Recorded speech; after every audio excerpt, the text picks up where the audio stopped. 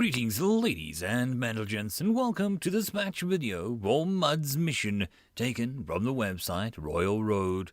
As always, I hope that you all enjoy this episode, and if you do, please consider supporting the channel. Also, all of these episodes will be available as a podcast on the various different podcast platforms. All the links will be down below. Chapter 13, Mistakes. To the side of the forest trail to Sisla's mansion, two armed youths hid behind the trunk of an ancient conifer. As the sound of crunching leaves faded into the distance, Bach finally relaxed and turned towards his friend, Jericho. It seems that we came just in time. The mayor must have come up here because he figured out Sithla is dead. A step behind me. Lucky for us, he got tricked so easily. Taking care not to get his loose greaves tangled in the undergrowth, he stepped clumsily onto the trail. Following behind him, Jericho hefted a thick green branch to his shoulder and spit to the side. "I don't know, Bach. That lass is talking like the old man was still alive." Turning his entire body to face his muscular companion, as he had somehow locked the helmet in place, a look of pity crossed Bach's face. "No, you poor naive Jericho. What would you do without me?" Turning back towards the mansion, he continued, "Have you ever heard of Sithla having any family? It's obvious she's just a squatter. She probably plans to live here and slowly sullies things off by pretending to be his niece." With a look of admiration, he added, "It's actually quite clever. I might have tried it myself if I weren't so well known." Taking slow steps, Bach began walking towards the house. Chasing behind him, Jericho asked with concern, "But what's we going to do about the girl?" Arriving at the door, Bach smiled smugly. "We'll just threaten her a bit and say that we'll tell the guards about her. If she keeps squatting here, it would actually help us out, since it gives us more time to pawn the things without raising suspicion. There's enough junk around here for all three of us to get rich. This will even be easier than the original plan. It looks like Lady Luck is on our side." The muscular delinquent smiled broadly. "Gee, boss, you're so smart." "I know." With that, the sound of metal gauntlet striking wood rang out. Mud observed the entrance of the room from the hiding place below the large bookshelf as the contracted demon moved to answer the door. The transformation she had undergone when the sweaty human had arrived had been both rapid and convincing. The massive moth-like wings and rubbery pointed tail had disappeared into her body, while her overall build became slightly heavier, along with a number of other subtler adjustments. When asked about the change, Jibrax just looked insulted and replied, "A demon who can't do at least this much is a failure." The moment the door was unlatched, it was kicked open violently. The demon cowered back in apparent surprise as a familiar human stepped past the threshold. Thick plates of polished metal covering almost every inch of the youth's body. But the scraggly goatee and the cocky grin poking out from the open helmet left no doubt. "Sisla's niece, was it? What a joke. I know who you really are." For a moment, concern crossed Mud's mind. Was there some flaw to Jibrax's disguise? If he was so confident, did he have some way to easily defeat the demon? Was Mud going to lose such a valuable tool so soon after acquiring it? How would he defeat these humans without her aid? Pointing aggressively, he yelled, "You're a squatter, selling off the dead old man's stuff." Mud was no longer concerned. Jibrax continued to cower and backed away slowly. What are you going to do to me? Please don't hurt me." Bach laughed derisively and walked further into the house, followed by his muscular companion. "Don't you worry, little lady. You can keep playing your game of house. There's just going to be a few changes. Jericho, help her get comfortable." The muscular human hesitated for a moment, but after a sharp glare from his master, he grabbed the girl roughly by the arm and pulled her into the nearby chair. Slowly, Bach began pacing back and forth in front of her as his arms behind his back. "Here's how things are going to work from now on. Once a week, me and my colleague here will come to the house. When we do, you will hand us a sack of valuables from around the house. If you don't have a sack for us, or we don't like what we see inside, well..." At that he stopped and leaned down towards the captive woman. "You won't like what happens." At this point, tears streamed from the teenage girl's cheeks. She seemed on the verge of collapse, held up only by terror. Satisfied by her reaction, Bark walked off to the bookshelf, making sure to check the roof for monsters. "For today, I'll collect my payment myself. Jericho, keep an eye on her." At that, he pulled out a bag from his loose chest piece of armor and began filling it with books. Meanwhile, Jericho stood uncomfortably next to the sobbing girl. This job was turning out to be decidedly outside the thug's comfort zone. Nervously, he turned his gaze back towards the frightened woman. Then their eyes locked. Her eyes were a captivating shade of maroon, pure and glittering like a polished garnet. From a distance she had seemed plain, but now that he saw her up close, he couldn't look away. After a moment that seemed to stretch on for a lifetime, she spoke with a soft voice, so light that he almost couldn't hear it. "You're not going to hurt me, are you?" Jericho tried to smile reassuringly. "Yeah, don't you worry, I wouldn't dream of it." His heart fluttered as she smiled slightly in reply. "Oh, you're so nice, not like that mean guy at all." Shifting somewhat uneasily, she asked nervously, "This, may sound strange, but, I'm really scared. Could you maybe hold me for a moment? I think your strong arms would put me at ease." Jericho's heart rang heavily in his ears as he leaned forward, dropping his weapon forgotten to the side. Nearby, haphazardly tossing books into a sack, the armored youth heard none of this. In fact, he had a hard time hearing anything at all, with the heavy helmet covering his ears. After a few moments, and satisfied with his haul, Bark turned around. What greeted him was a minion laying comatose on the ground, face covered in a spiderweb of purple veins, and the previously despondent girl staring at him with a manic grin. "What the hell did you do?" After dropping the sack and fumbling to draw a dagger from his side, Bark stepped towards his downed comrade, lurching as his leg caught on something. He looked down. Wrapped around his leg was a slick brown tentacle emerging from below the bookcase, staring back at him from the dark space were 3 dark red eyes, drawn or carved into a muddy sphere. "You!" Leaning down, Bark stabbed with all of his might into the brown creature and grinned in satisfaction as the blade sunk deep. His smile turned into a frown as the blade was suddenly pulled deeper, slipping from his grip. Just as he prepared to strike the monster with his gauntlet, thin hands grabbed his shoulder. Spinning his body to face her, the teenage girl held her face so close to him that he could feel her breath. Clouds of purplish-red smoke seemed to float around her, slightly obscuring his vision despite their proximity. "Say, dear, nobody else knew you were coming up here today, did they?" She smiled reassuringly and politely waited for him to reply. Bark tried valiantly to swear or strike her, but found himself strangely unable to move his limbs. Taking a shambling breath, he found that he couldn't remember why he wanted to move. With one more breath, he stopped thinking entirely, closed his eyes, and faded into a peaceful sleep. End of chapter. Chapter 14. Matchup. When constructing a new settlement around a newly discovered, or, as the case may be, constructed dungeon, there are several details that should be taken into account as soon as possible. City planner in these cases have the unique opportunity of designing from the beginning of the town, which is all but guaranteed to be successful.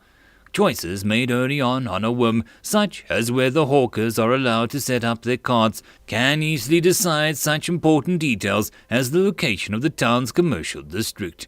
In order to avoid later headaches, I recommend the following 5 S's of the Labyrinth town construction. First, security. The very first priority when making camp should be creating a secure bulwark around the dungeon entrance. Once the economy is established and the funds become available, find a skilled mason to fashion a stone ramparts as a priority. Second, straight roads. Plan your roads from the start. Make sure new arrivals set up their tents in the correct location. Some merchants may get mad that they need to move their shop after setting up, but the advantages are worth it.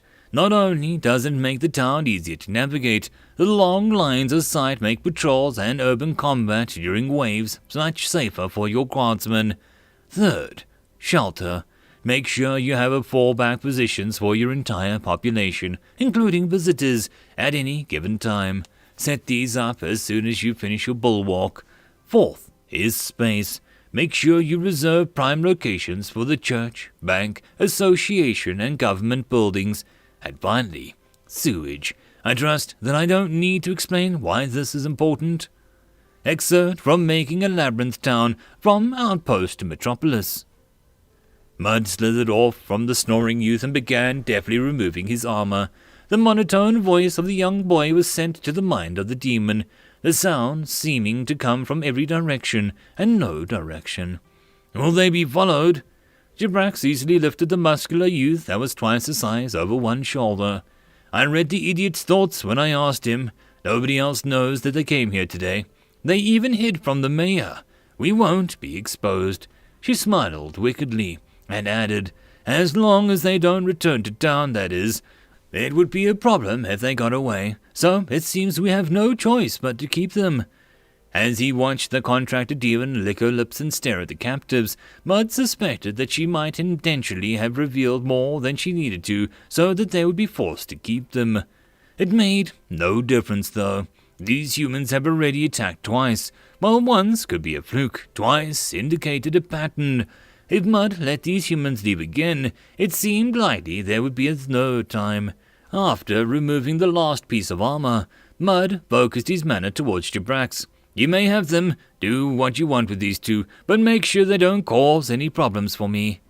With an excited squeal, the demon grabbed the leg of the unconscious Spark and began dragging him towards the basement, still hefting Jericho.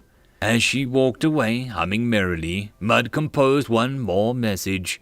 Before tomorrow, make something to satisfy the mayor guy fellow. You may not use any of the master's possessions. Immediately, the Perky replied of, Yeah, sure, I can handle it, returned. Paying no mind to the terrifying fate that awaited the two erstwhile extorters, Mud slithered out of the mansion and into the forest. After ascending to the closest tree, the golem swung rapidly through the canopy like an acrobatic squid in the direction of his favorite hunting ground. Nearly halfway through its journey, Mud heard the sounds of humans mixed with the growls of the grey wolves to the side of its path. Curious about what was happening, Mud relied on the wisdom of stealth and swung silently in the direction of the noise. In a small clearing, a group of 4 humans stood in a defensive posture, surrounded by 5 adult grey wolves. The oldest human had a thick beard and a well-fitting leather armor. In his hand he held a simple longsword, and in the other a light leather shield. Beside him was a fit male who appeared to fight with no weapon. This human seemed to be less interested in covering himself with plant fibers and animal skins than seemed to be the standard of their kind, leaving his toned chest fully exposed. He still covered his legs with a pair of wide yellow pants, though, so he was at least more clothed than the scarred human Mud had fought many days ago. Behind them was a demi-human with pointed ears and curved sheep-like horns. She wore a loose and flowing robe that was covered with splotches of many vibrant colors. Clasped tightly in her hand, she held a small metal figure, similar in appearance to a snake with the head of some furred beast. And the last member of the group was the youngest, a raven-haired woman in a black robe holding a tall spear. The 2 male humans tried to keep themselves between the females and the wolves, but it was impossible with the complete encirclement that they faced. The grey wolves circled slowly around the humans, waiting for an opportunity to strike. A few moments after Mud began watching, the raven-haired human, who had been mumbling to herself, suddenly pointed a spear at one wolf, and the hands were travelling along the spear, and a bolt of black-rimmed white light shot out from the tip of the spear and impacted the wolf directly. On impact, the bolt diffused across the surface of the wolf's body, before fading.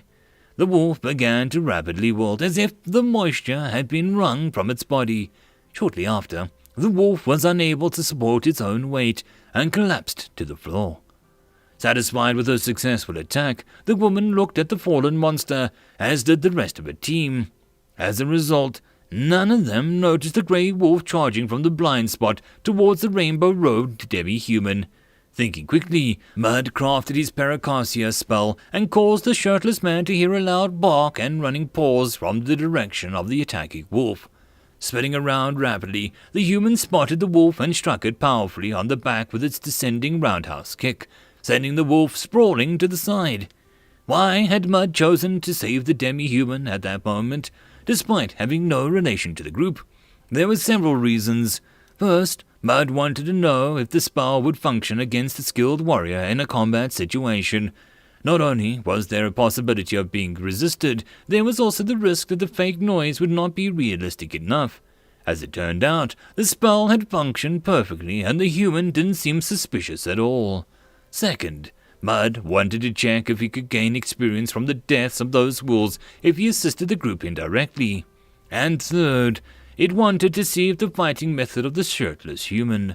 Having no weapon, Mud suspected the human might be using the same unarmed fighting skill that the golem was using. With the two of the wolves incapacitated, the group of humans went for the offensive. The bearded human shifted in a stance forward, and with a shout suddenly vanished and reappeared next to the wolf a short distance away, cutting it deep with his sword. Or, at least that's how it appeared.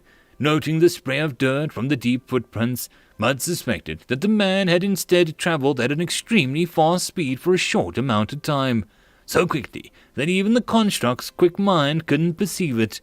At the same time, the sheep-horned demi-human held aloft her metal sculpture, and strange geometric shapes appeared around one of the wolves. The objects seemed difficult to look at, and as Mud examined them and the angles didn't seem to add up right, the very shape seemed to defy what Mud knew about geometry. Mathematics skill has leveled up to 2. Mathematics skill has increased level to level 3. Unable to move, the wolf was quickly impaled by the spear of the raven-haired woman.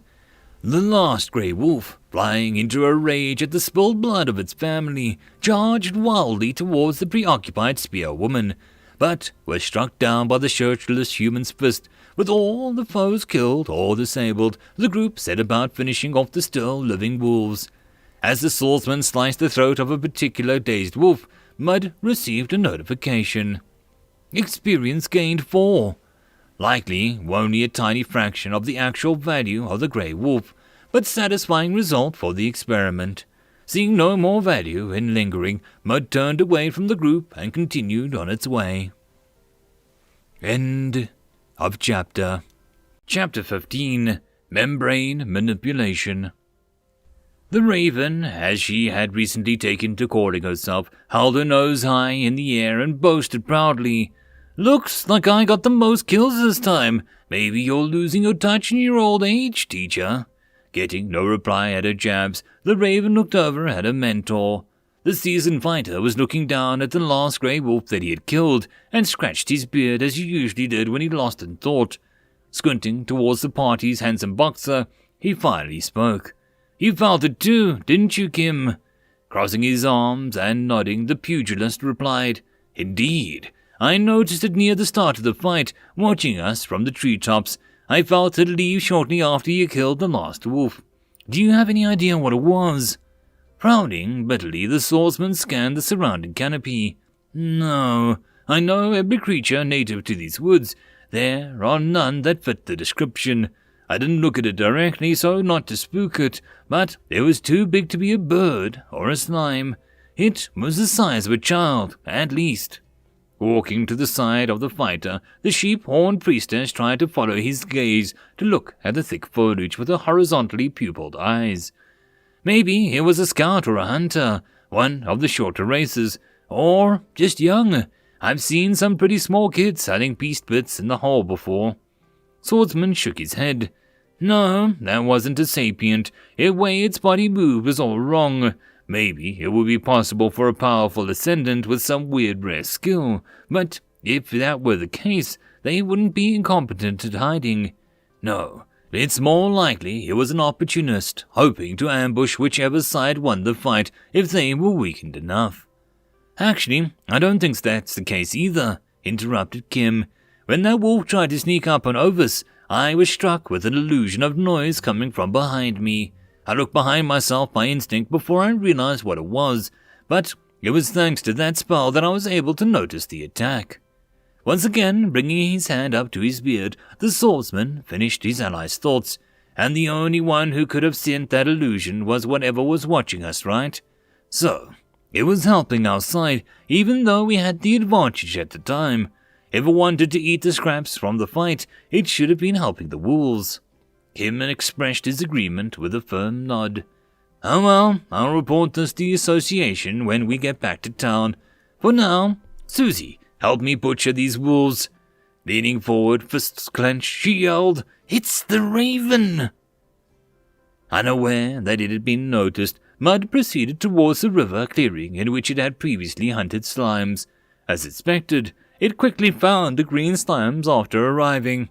Instead of dropping down on the wriggling, gelatinous blob like it usually did, Mud decided to experiment with the spells as forms of attack. First, it tried sending a burst of concentrated mind elemental mana to create the loudest noise it could manage. The slime reacted immediately to the artificial stimuli, pulsating and grasping wildly for the source of the disturbance. While it appeared extremely agitated, the attack didn't seem to do any actual damage to the monster. Switching to its other spell, Mud tried to move the monster with telekinesis. As it pushed one side of the green slime, the creature responded immediately by sending several grasping tentacles in an attempt to envelop whatever had touched it. Since the force was purely a result of mana, the slime grasped only at empty air. Continuing to prod the flaying slime, Mud found that while it could nudge the monster around, it was unable to exert quite as much force as it had managed when it had tried the spell on inanimate objects such as rocks and furniture. Perhaps a result of natural resistance.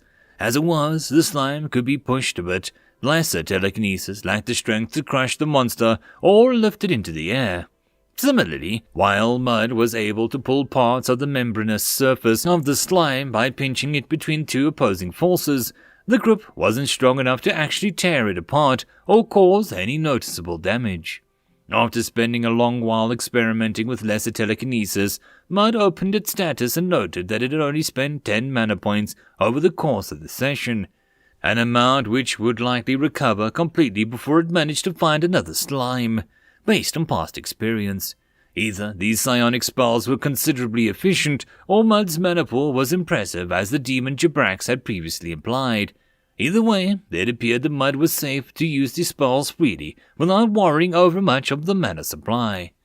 Satisfied that it had learned all it needed to about the spells, Mud fell upon the slime in a whirlwind of dirty tentacles, getting it. Experience gained 29. Mud continued hunting slimes until noon. As it hunted more, a worrying trend started to become apparent. The slimes were giving less experience than the day before. The difference was slight but consistent. While before the slimes had given values hovering around the mid-30s, now the value was closer to 30 on average. The green slimes themselves were just as strong, and in some cases even stronger than the day before. The only difference that could account for the incongruity was Mud itself. It had gained a level. Since the value of experience depended on the difficulty of the opponent, perhaps the golem growing stronger had made the enemies comparably weaker, and therefore less valuable. If that was the case, that meant that Mud's plan to simply hunt slimes repeatedly until they had several thousand levels would have to be adjusted. After the fourth slime of the day, Mud was greeted by a long-awaited announcement. Mud Golem species increased to level 3. Skill points increased by 1. Wasting no time, Mud opened its status. Name, Mud Golem. Level 3 Mud Golem. Class, none. HP 6 out of 7. SP 0. MP 120 out of 140. Spells, Lesser Telekinesis and Paracosia. Skills, 1. Climbing 3, Housework 8, Mathematics 3, Psionics 1, Sneak Attack 3, Stealth 3, Unarmed Combat 4, and Morpheus Form Rare, Dictionary Unique. Status Effect, incomplete articulation runes. The HP and MP once again increased by the same amount as last time, perhaps a standard feature of leveling. Aside from that, the only changes was that another skill point had appeared. After quickly scanning the skill list to make sure that there were no new options, Mud did as he previously planned and purchased Enhanced Skill, Dictionary Unique. At that moment, Mud felt a curious sensation and a very different from the usual flow of information that followed acquiring a skill. Instead, it felt shifting and sliding in its soul. This wasn't the first time the golem had felt such a sensation from its soul. When it had first obtained Dictionary, it had felt something take shape within itself, and when it had formed a contract with Jabrax, it had felt a distinctly different kind of pressure. Well, the sensation was unusual, it was not uncomfortable, and after a moment or something seemed to click into place. The experience left Mud's soul feeling much the same as before, but with the subtle feeling of increased complexity. Dictionary Unique Skill has mutated into Almanac Unique Skill. Skill Almanac Unique accesses the Akashic records to grant the user knowledge of all generic words and their meaning, as well as detailed information about the natural world. End of chapter. Chapter 16. Master Control. What is experience? The dictionary defines experience as a resource that you get when killing and lets you get levels. Scholars don't agree where experience comes from. Some scholars think experience is a reward from the gods. Some scholars think that you take part of the monster's soul and put it into our soul. Some scholars think that it was made by Yalba both and make us killing each other because he's mean. When I grow up, I'll get lots of experience and be really strong. In conclusion, people don't know where experience comes from, but it makes you really strong. Essay by Cobb, H8, from Mrs. Bloodhammer's class. After the new skill took form, Mud felt an intuitive grasp of many aspects of the surrounding area it had previously ignored. Even without using its normal senses, Mud knew the exact time of day, which humans divided clearly into 20 hours it now knew. The date on the common sapient calendar, the local temperature, humidity, and air pressure, the lunar phase, what crops would grow and best in the soil, and countless other details. The most immediately useful for Mud, however, was information about the indigenous beasts. Amongst them were many of the golem recognized, such as green slimes and red deer, but also some it had never encountered before, like goblins, kobolds, and white mink. The list was not flawless, however. Mud immediately noticed that golem and demon did not appear in its intuitive knowledge of local monsters. Refocusing on the immediate task, Mud returned to hunting slimes. After searching from the tree tops for nearly an hour, Mud spotted a target and began its assault on loud phantom noises. Once the magical beast was suitably agitated and flailing at the air, Mud dropped silently on top of it with a resounding wet slap, followed by a series of rapid squelching. Without letting up the mental assault, Mud tore large chunks off of the slime, rapidly reducing its size. As it turned out, the kind of attack Mud feared the most, tearing, was the highly effective against the slimes. Experience gained 27. Despite the victory, Mud was not pleased. The amount of experience had shrunk yet again. If this continued, slimes would get nothing by level 11, and would not be worth the golem's time even sooner. Additionally, the experiment with Paracosia had been a failure. Despite using the spell for the entire combat, no skill had been gained. Although the golem had been using both of its spells frequently between hunts, psionics was still sitting at level 1. Deciding it needed to solve this issue as soon as possible, Mud turned back towards the master's estate. Less than an hour later, Mud returned to the mansion. As it opened the doors, it was greeted by the discordant human screams. Mud was somewhat disappointed the demon hadn't simply killed the humans. It was impossible for the golem to order the humans to be killed, or even imply as such, but it had been careful not to specifically order Jabrax to keep them alive either. While Mud couldn't kill humans, there was no need to go out of its way to protect them either. So long as the actual choice to kill them was made freely by a different consciousness, the golem wouldn't feel any responsibility for the deaths. Unfortunately, it seemed Jibrax had other plans for the duo. Identifying the location of the demon in the basement, Mud sent a burst of mind mana through the floor towards her location. "I've need of you, come to my entrance." Immediately the screaming stopped, and a moment later Jibrax flew up the stairs and landed lightly before the golem. "What's up, boss?" she asked with crossed arms, slightly covered in blood. Replying flatly, Mud began its explanation. "I've been using these spells that I've learned extensively, but I've not gained any skill levels in psionics. How do I raise my psionic skill levels?" With a frown and scrunched eyebrows, the demon spoke. "That's all. You could have just come up downstairs and asked me. There was no need for me to stop." Jibrax turned her head to the side and huffed before continuing. "Whatever. You don't need to learn skills by doing them over and over. Well, that sort of works, but it really is a dumb way. Your skill level goes up when you learn more about the skill. When you got psionics, you learned the ideal form, right? What was it? Mind, or something. The ideal of control. Right, that's it. You need to meditate on control. Focus on what it feels like to have control to strengthen your understanding of the ideal. It helps if you can immerse yourself physically in the element too, like taking a swim for water or burying yourself for earth.